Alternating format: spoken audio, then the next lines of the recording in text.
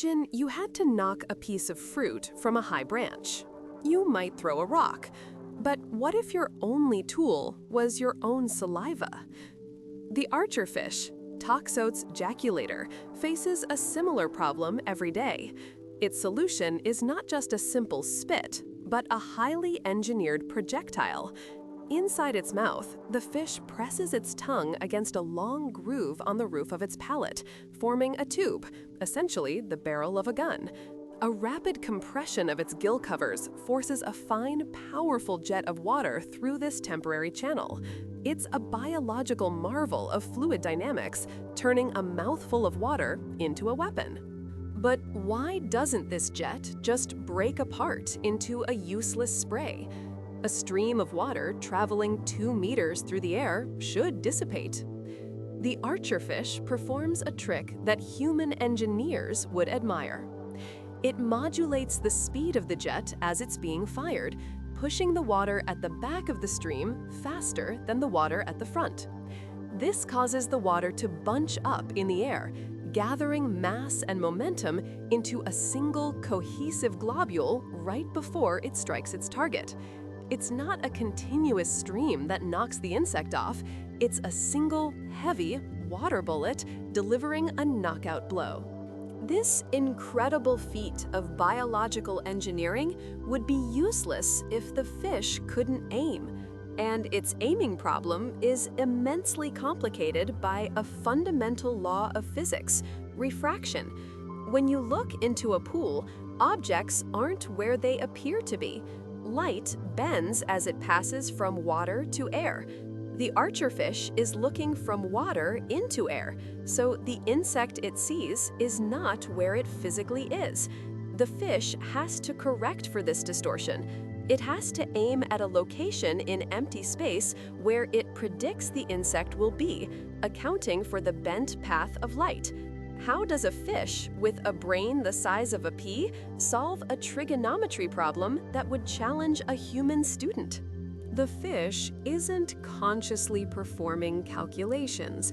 Instead, its brain has evolved to be a dedicated refraction calculator. Specific neural circuits automatically adjust the angle of the shot based on the perceived depth and angle of the target. This correction isn't fixed. The amount of light bending changes with the viewing angle. The further the fish is from being directly underneath the target, the greater the distortion, and the more complex the required correction. The fish's brain dynamically computes this adjustment for every single shot. It has an internal, predictive model of the physical world. This remarkable ability is not entirely innate. Young archerfish are notoriously clumsy shooters. Their initial attempts are often wildly inaccurate. They have to learn. Through trial and error, they refine their internal model of physics. Each miss provides feedback. Was the shot too high? Too low? Their brains adjust the firing parameters, strengthening some neural connections and weakening others. Studies have even shown they can learn faster by observing more experienced adults, a form of social learning rarely considered in fish. This process of refinement is a perfect example of neuroplasticity in action. Solving a complex physics problem is hard work, even for a specialized brain. So the archerfish often takes a shortcut. It changes the problem. Whenever possible, it will maneuver its body in the water to be positioned directly underneath its prey. Why? Because light traveling perpendicular to a surface at a 90-degree angle doesn't bend at all. From this position, the apparent location of the target is the true location. There is no refraction to correct for. This isn't laziness, it's efficiency. The fish uses intelligent behavior to bypass a complex computational challenge, saving energy and dramatically increasing its chances of a successful first shot. Think about what is actually happening here.